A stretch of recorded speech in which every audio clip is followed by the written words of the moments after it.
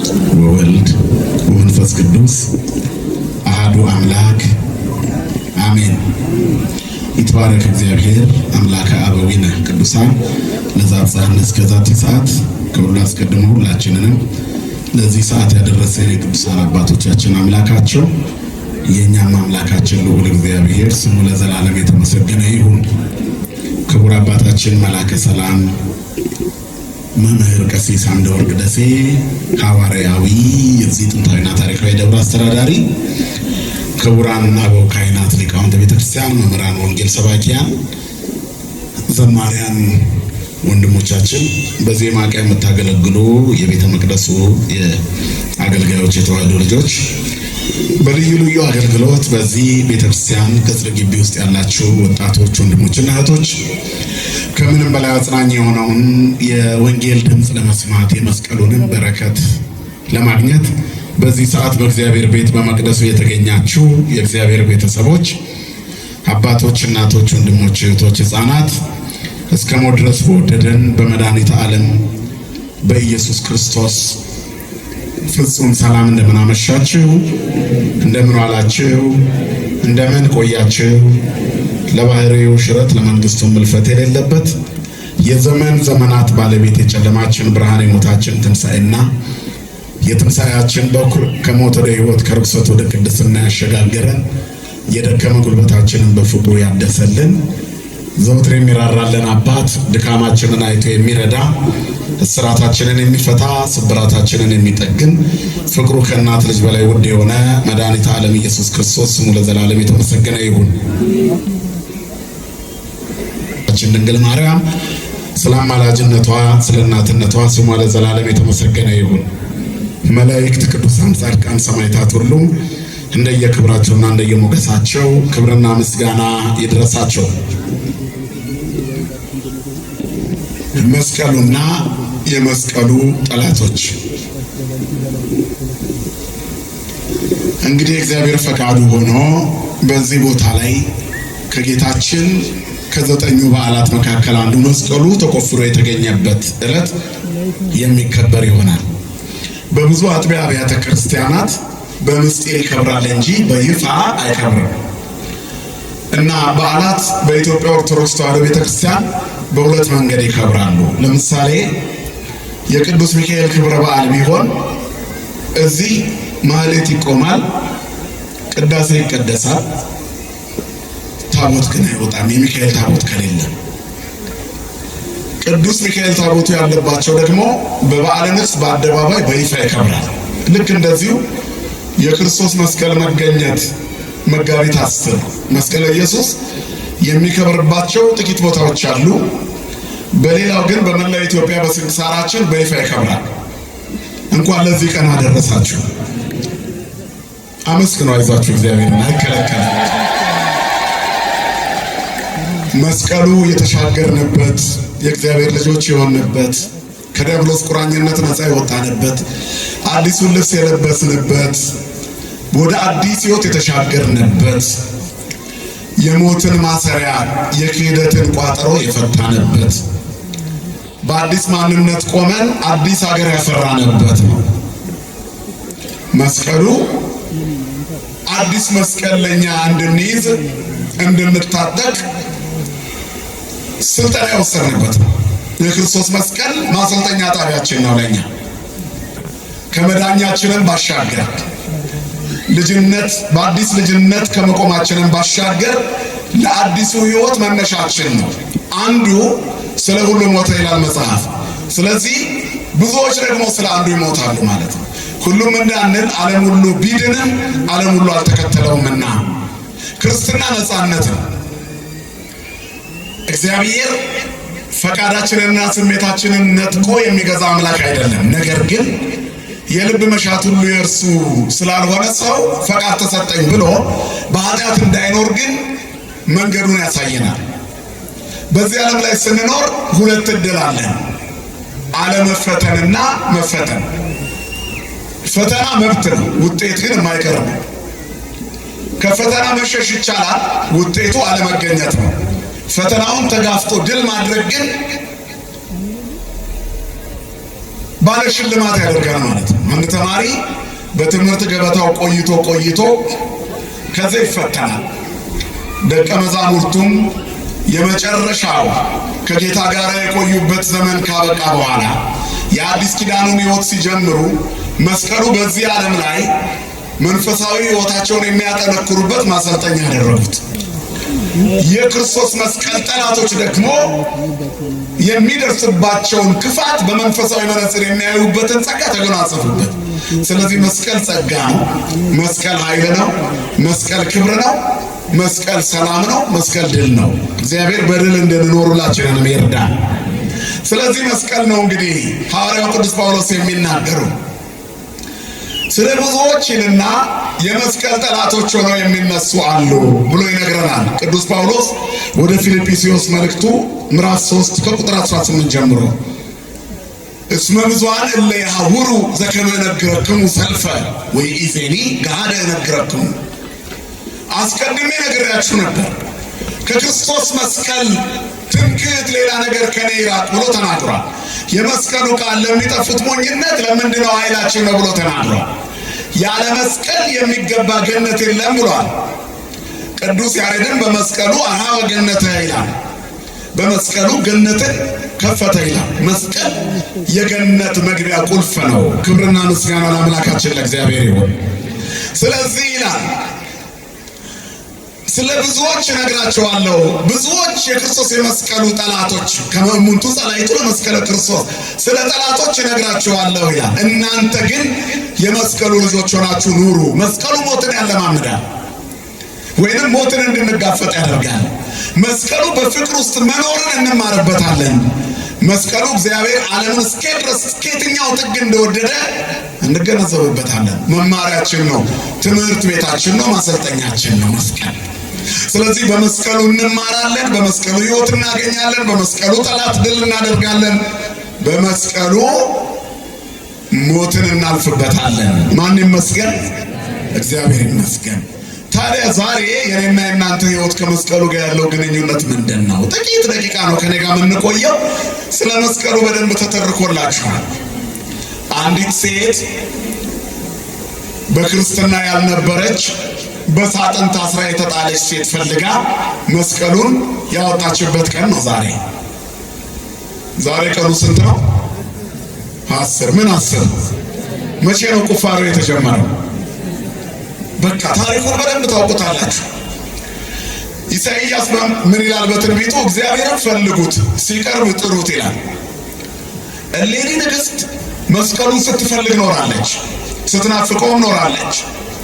ጠላቶቹን ድል የሚያደርግበት በደመና የመስቀል ምልክት ልጇ ቆስጠንጢኖስ እስከሚያይ ድረስ በጸሎት ተግታለች። የክርስቶስን መስቀል በልቧ ተሸክመው ኖራለች። መከራውን እያሰበች በፍቅሩ ተጠምዳለች። ሰማይ የተከፈተበትን መስቀል በሰማይ ሰሌዳ ላይ ያየች ኖራለች። ለልጇም ዓለም ድል የሚነሳበት የእግዚአብሔር መሆኑን የሚገልጥበት ጠላቶቹን የሚያሸንፍበት ኃይሉ መስቀል እንደሆነ ነግራዋለች። እየተማረ ያደገው ንጉሥ ቆስጠንጢኖስ አብያተ ክርስቲያናት በተዘጉበት ዘመን፣ አብያተ ጣዖታት በተበራከቱበት ዘመን የነገሰ ሰው ነበር። ስለዚህ እሱ ታላቅ ንጉሥ ተባለ። አባታችን አባ ብሾይ በኢትዮጵያው ስንክሳር ብሶይ ይባላሉ።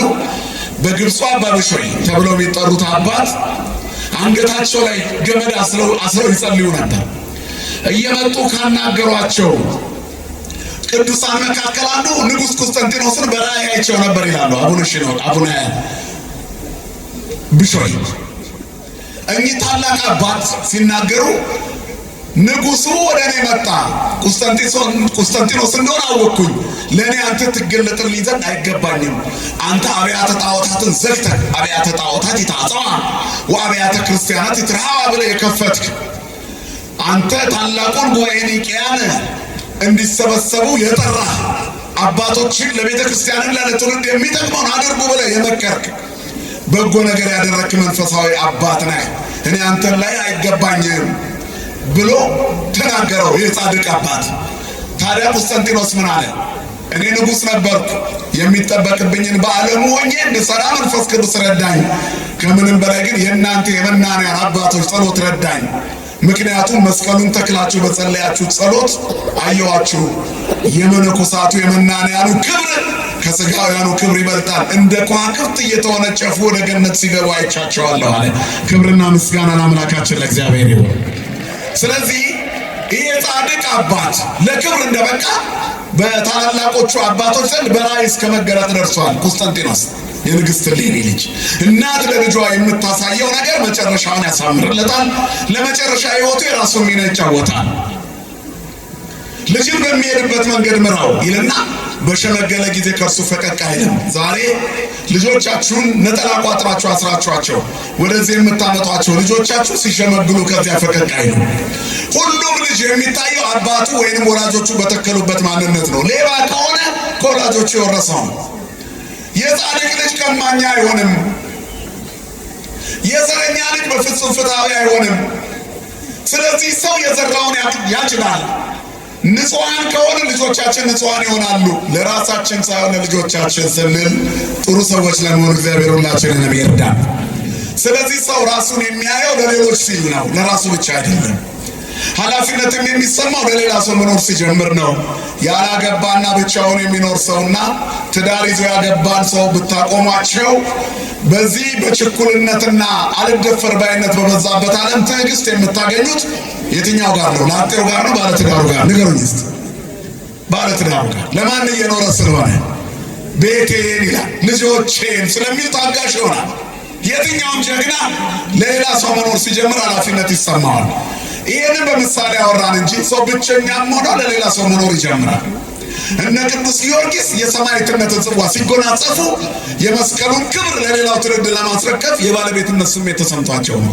መውለድ ማለት የአብራክ ክፋይና የማኅፀን መከፈት ብቻ ሳይሆን በመንፈስ ቅዱስ ጸጋ የምናፈራቸው ጭምር ነው ማለት ነው። እግዚአብሔር ለዚህ ክብር ሁላችንንም ያብቃን። ስለዚህ ለዚህ ኃላፊነት ትልቁ የመማሪያ ትምህርት ቤታችን የሆነ የክርስቶስ መስቀል ነው። እናቱ ቅድስት እሌኒ ንግሥት እሌኒ መስቀሉን በልቧ ይዛ በልጇ ልብ ውስጥ ሳለችው። ከብዙ ጊዜ በኋላ ሲነግስ ሰራዊት አስከትላ እንድትሄድ ፈቀደላት። ኢየሩሳሌም ሄደች።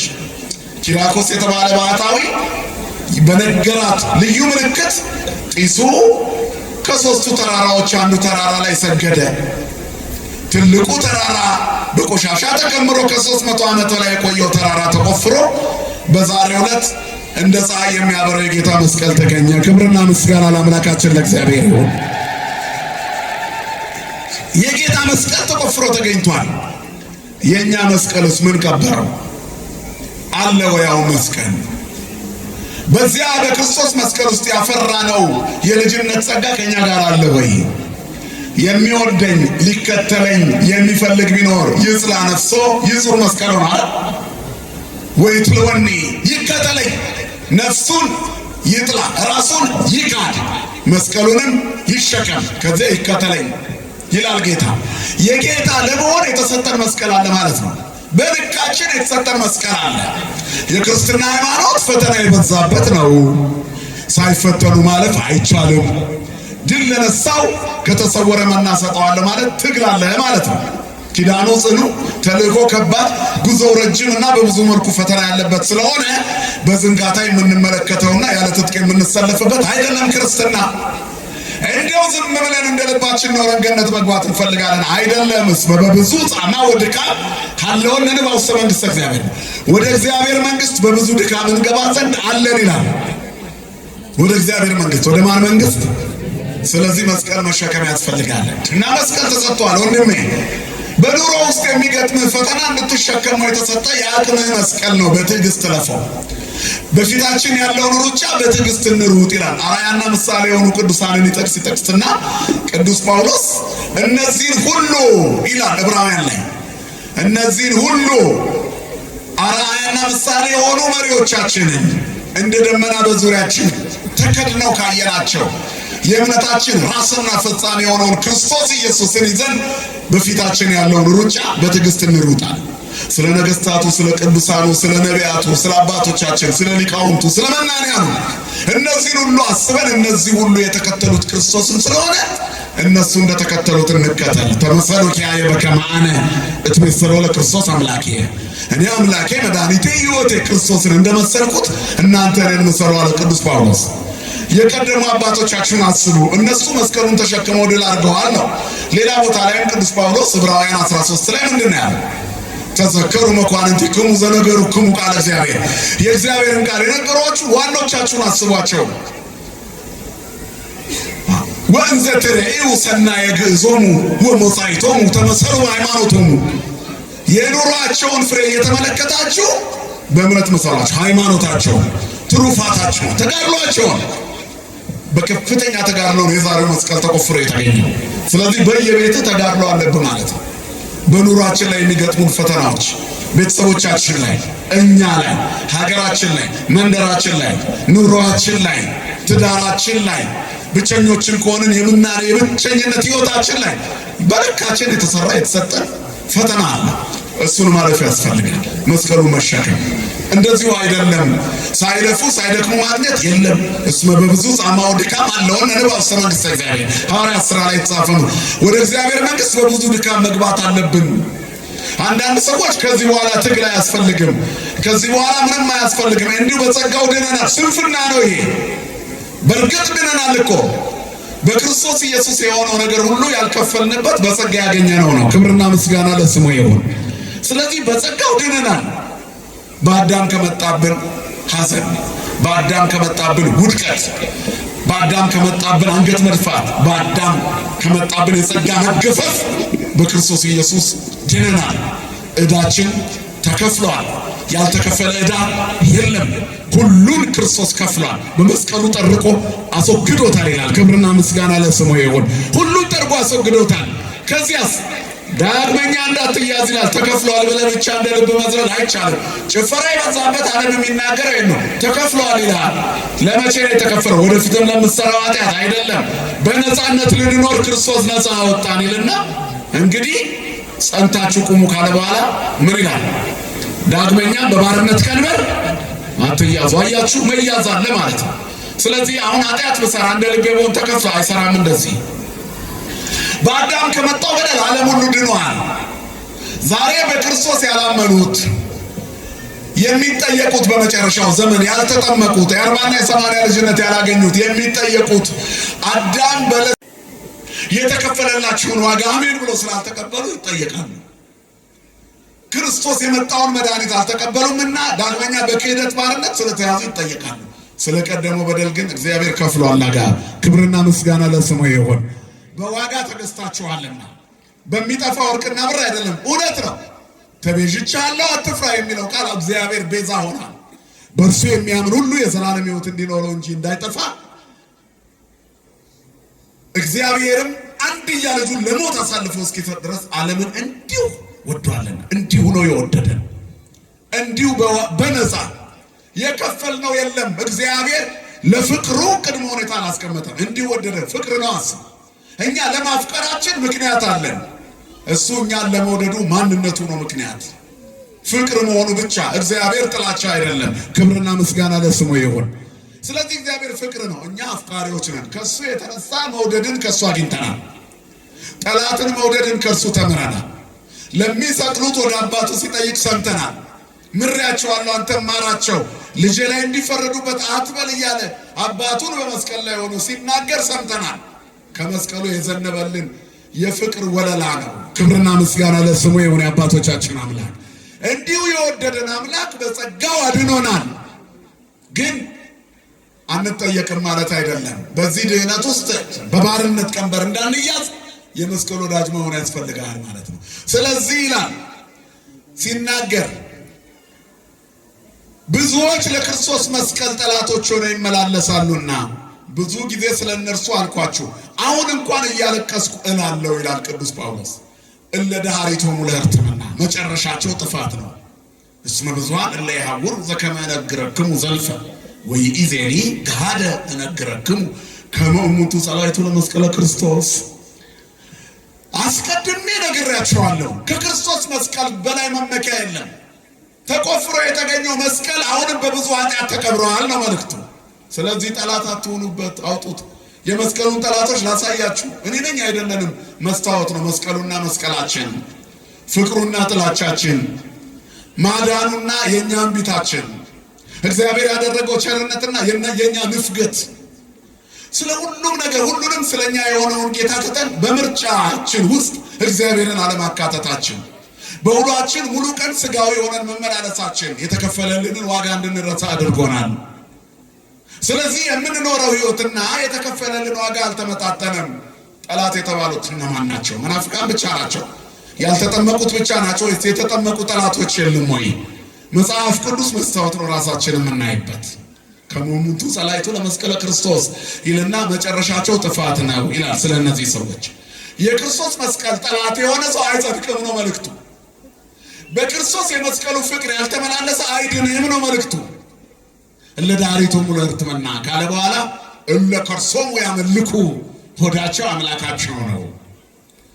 ማን ነው ዛሬ ለሆዱ ሆድ የሚባለው ስለሚበላ ነገር ብቻ አይደለም፣ ስለ ስጋዊ ማግበስበስ ነው። ለሆዱ ብሎ ለገንዘብ ብሎ ለሀብት ብሎ ለንብረት ብሎ ባልንጀራውን ያላሳዘነ ማን ነው እኛ መካከል? ከባልንጀራው ጋር የተጣላ ቢኖር የተጣላበት ምክንያት ገንዘብ ከሆነ ይተውለት፣ የሆድ ጉዳይ ከሆነ ይተውለት። መንፈሳዊ ጉዳይ ካልሆነ ወለእመቦ ዘተሃየሰ ምስለ ቢጹ ይድግሎቱ ይላል መጽሐፍ። ማን ነው ለባልንጀራው የሚተው? ባልንጀራው ላይ በሐሰት ያልማለ ማን ነው? መኑ ያድር ውስተ ደብረ እግዚአብሔር ብሎ ወመኑ ይቀውም ውስተ መካነ መቅደሱ። በእግዚአብሔር ተራራ ላይ ማን ያድራል? በቅድስና መቅደሱ በሰማይ ባለ መቅደሱ ፊት የሰማይ የእግዚአብሔር መንግስት መገለጫ በሆነች ተዋህዶ ፊት ማን ይቆማል? ዘንጹህ ልቡ ወንጹህ ደዌው። ልቡ ንጹህ እጁ ንጹህ የሆነ ወንድሜ እጅህ ንጹህ ነው፣ እህቴ እጅሽ ንጹህ ነው። አላደፈም የኔና የናንተ እጅ፣ እንባ የለበትም፣ ደም የለበትም፣ አልገደልኩም ትል ይሆናል። ማህበራዊ ትስስር ላይ ያስቀመጥከው ጥላቻ አንዱን ሰው አስገድሎታል። ያነበበ ሰው ደሙ ፈልጦ አንተን ሲያጣ አንተ የዚህ ዘር ነህ ብሎ ሲፈርጅ ምስኪኑን ደፍቶታል መንገድ ላይ። ስለዚህ አንተ እጅ ላይ ደም አለበት ማለት ነው። ክፉ ነገር ተናግረን ያ ክፋታችን ከበቀለ ተጠያቂዎች እኛ ነን። ሰው የዘራውን ምን ያደርጋል? ያጭዳል። እና ዛሬ በሀገራችን እያጨርን ያለን የዘራ ነው። ጥላቻው፣ ትርክቱ፣ ተረቱ፣ ስድቡ፣ ውሸቱ በሙሉ የዘራናቸው ናቸው። መድኃኔዓለም እነዚህን አረም ነቅሎ ያስወግድልን። በፍቅር እንዳንኖር እንቅፋት የሆነብን ንጹህ አለመሆናችን ምልክት ነው። ስለዚህ የልብ ንጽህና ይፈልጋል እግዚአብሔር፣ እጃችን ንጹህ እንዲሆን። ይህን የፈጠረው ምንድን ነው? ሆዳምነት፣ ምድራዊ ሐሳብ ሆዳምነት፣ ስጋዊ ሐሳብ ሆዳምነት፣ ገንዘብን መውደድ፣ ስልጣንን መውደድ፣ በወንድ በስልጣን መመካት፣ በዘር መመካት፣ ጎጠኝነት። ሆዳቸው አምላካቸው ነው። ከማተባቸው ይልቅ ዘረኝነታቸው አይሎ ይታያል። ሆድ የተባለው ይሄ ነው። ጊዜን ተገን አድርገው ባልንጀሮቻቸውን ያሳድዳሉ። ሆድ የተባለው ይሄ ነው። እለ ከርሶም ያመልኩ ሆዳቸውን ያመልካሉ፣ ዘራቸውን ያመልካሉ። ግርግር በበዛባት ዓለም ላይ እየረሳን ነው እንጂ በሀገራችን ውስጥ እኔ ዘሬ ከሃይማኖት ይበልጥብኛል ያሉ አክቲቪስቶች ሰምተናል አይደለም? እነዚህ ነው እለ ከርሶም ያመልኩ። ትንሽ የደንብ አስከባሪ ስልጣን ሲያገኙ የቤተ ክርስቲያን አካባቢ ያሉ ጧፍ መሸጫዎች ካልፈረሱ ብሎ የሚሮጡ አሉ። እለ ከርሶሙ ያመልኩ። ጊዜን ተጠቅመው ቤተ መቅደሱን የሚገፉ እለ ከርሶሙ ያመልኩ። ሆዳቸው አምላካቸው። ለቤተ ክርስቲያን ያላቸውን ጥላቻ የቤተ ክርስቲያን ልብስ የለበሱ ወንድሞችና እህቶችን በማንገላታት ጊዜን ተጠቅመው የሚጠቀሙ ሆዳሞች እለ ከርሶሙ ያመልኩ። እነሱ ማን ናቸው አለ? የመስቀል ጠላቶች ናቸው። አይሁድ ብቻ አይንሰላችሁ፣ የዘመኑ አይሁዶች እኛም ነን። ባልንጀራን ስታሳድድ ሆድህን አምልካል። ቅድስናው ተራራ ላይ ልቡ ንጹህ እጁ ንጹህ ልብ አለ። ልቡ ንጹህ ቂም የሌለው፣ በቀል የሌለው፣ ክፋት የሌለው፣ ተንኮል የሌለው፣ ዘረኝነት የሌለው፣ ምቀኝነት የሌለው እሱ የመስቀል ወዳጅ ነው። የመስቀሉ ጠላት ከመሆን ይሰውረን መድኃኔዓለም። ስለዚህ በዚህ መስዋዕት ራሳችሁ ነው። በእውነት አንቺ የመስቀል ወዳጅ ነሽ? ዘረኝነት የለብሽም? ወደ ራስሽ አታደይም? ከጎንሽ ያሉትን አልናቅሻቸው? ጊዜ ተጠቅመሽ አልገፋሻቸው? አንቺ የምትፈልጊው ባውንደሪ የለም። መስቀሉስ ማዕከለ ምድር ቀራንዮ ሆነ የቆመው ያየው ሁሉ ይድናል። የዳሰሱት ሁሉ ዳኑ። መስቀሉን ያዩ ሁሉ ተለወጡ። መድኃኔዓለም ይለውጠን ሁላችንን። ስለዚህ አይኖቻችን መስቀሉ ላይ መተከል አለባቸው። ለሞት እንዳይተኙ፣ ለዘረኝነት እንዳይተኙ፣ ለሆዳቸው እንዳይንበረከኩ። አብርሆን ለአዕይንቴ ከመ ይኑማ ለመዊት፣ አቤቱ ለሞት እንዳይተኙ አይኖቼን አብራ ይላል ዳዊት። ሞት የተባለው ሆዳምነት ነው። ገንዘብ፣ በገንዘብ መመካት፣ ዘረኝነት፣ ክፋትና ተንኮል፣ ምቀኝነት፣ ጎጠኝነት፣ ጊዜን ተጠቅሞ ባልንጀራን መጉዳት፣ እነዚህ ነው ሆዳቸው አምላካቸው ያለው። የኔና እናንተስ?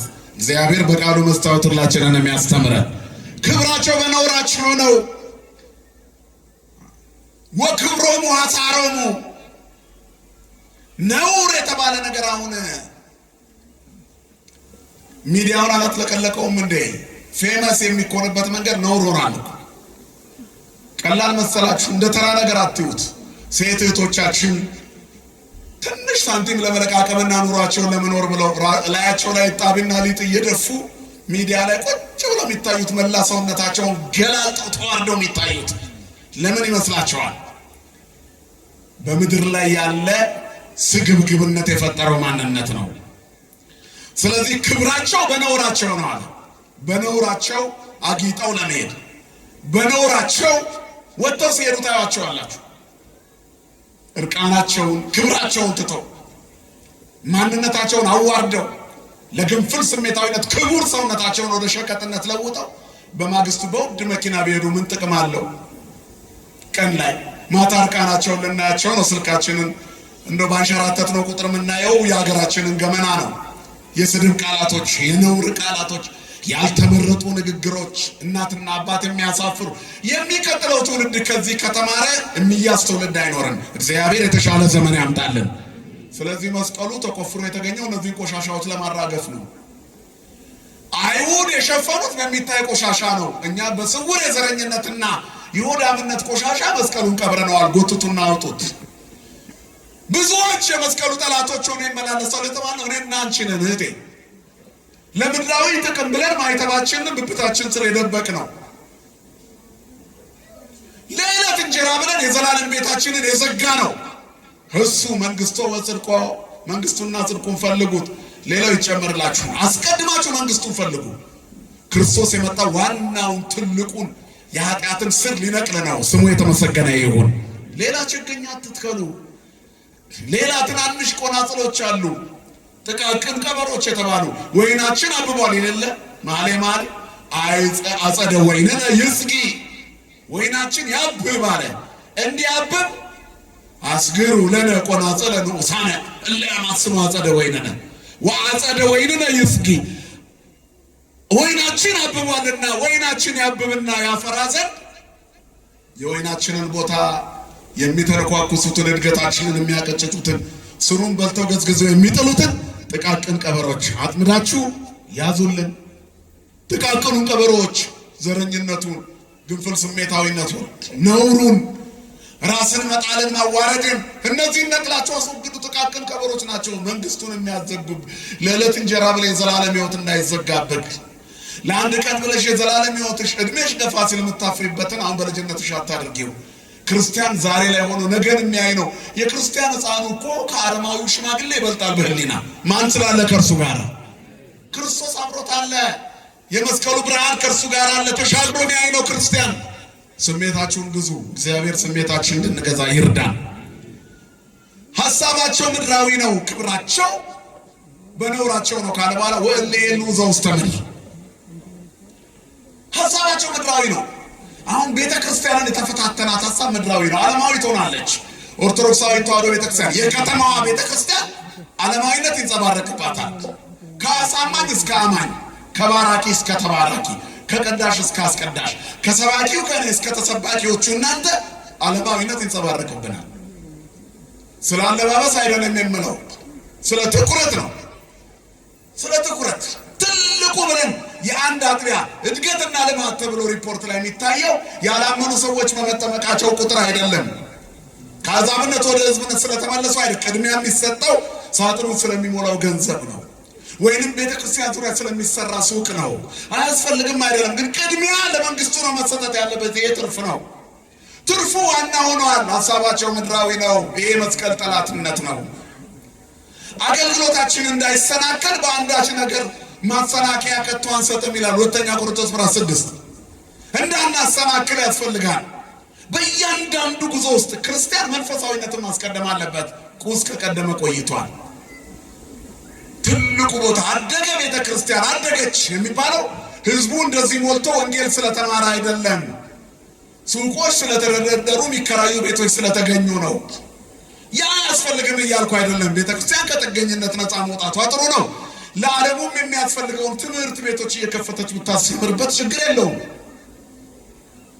አልፋ ግን በግሮሰሪው በከሸቀጣ ሸቀጡ ማከራይታ ዓለማዊውን የምትጋፋ ከሆነ ዓለማዊት ሆነች ማለት ነው። ትኩረታችን ተለያይቷል። ሐሳባችን ምድራዊ ይሆናል። መድኃኔዓለም ልቦና ይስጠለውላችን። ስለዚህ ሐሳባቸው ምድራዊ ነው ቢል ይሄንንም ያጠቃልላል። የኔና እናንተስ አሁን እዚህ ውስጥ ስለ መንግስተ ሰማያት ሊጸልይ እዚህ የተገኘ ማን አለ? እኔና እናንተ መሃል ስንመለስ ከስራ የተባረረ ስራ እንዲያገኝ ተገቢ አይደለም እያልኩ አይደለም። ቅድሚያ ግን መንግስቱና ጽድቁን ነው። አስቀድማችሁ መንግስቱና ጽድቁን ፈልጉ፣ ሌላው ትርፍ ነው። ክርስቶስ እሱን ፍለጋ ለመጡ ሰዎች 5 እንጀራና 2 ዓሣ አበርክቶ መገባቸው። ይገርማል እኮ እናንተ። ያ ሁሉ ህዝብ ሲበላ ስለ እንጀራ አንድም ቀን አልነገራቸውም። የሚነግራቸው ስለ እግዚአብሔር መንግስት ነው። ንስሐ ስለ መግባት ነው። ስለ መለወጥ ነው። ስለ ነፍስ ልምላሜ ነው። ስለ ዘላለማዊነት ነው። ልክ እንጀራ ሲበሉ ታንኳ እየተከራዩ ተከተሉት። እኔ እኮ ለዚህ አልመጣሁም አለ ጌታ፣ ስሙ የተመሰገነ ይሁን። እንዴ አባቶቻችሁ በምድረ በዳ እኮ መና በሉ፣ አባቶቻችን በሉ። ነገር ግን አለ አበዊክሙ በሉ መና በገዳም ወሞቱ። አባቶቻችሁማ በበረሃ መና በሉ ግን ሞቱ። ስለዚህ ሞትን የሚያሻግር እንጀራ ብሎ ይሄኛውን ተውት አላቸው። እኛ ስለበላን ነው የተከተልነው አሉት አይሁድ። ለሚጠፋ መብል አትከተሉኝ አላቸው። ሐሳባችሁ ምድራዊ አይሁን። ለሚጠፋ መብል ክርስቲያን አትሁኑ። ለዚህማ ከፍተኛ ደሞዝ የሚከፍል እኮ ሌላ አለ አይደል እንዴ? ቤተክርስቲያን ውስጥ እኮ አሉ 10 ዓመት 12 ዓመት የቤተክርስቲያን ጥበቃ ሆነው ኖረው ሌላ በክርስቲያን ስም የተቋቋመ ሌላ ቸርች ተብዬ ትንሽ የተወሰነች ደግሞ ሲጨምርላቸው እዛ ጥበቃ ይሆናሉ። ሃይማኖታቸውን ምንዘው ይቀይራሉ። እነዚህ ሰዎች ቤተክርስቲያኗን በደው ያ ሁሉ ቅዳሴ ሲዘንብባቸው አልነካቸውም። ያ ሁሉ ቃል እግዚአብሔር ማህሌቱ፣ ሰዓታቱ፣ ወንጌሉ፣ ስብከቱ የተዋህዶ ርትዕትነት የሚያሳየው የጠራ ስርዓት አምልኮ አልነካቸውም። ለምን? ሐሳባቸው ምድራዊ ስለሆነ።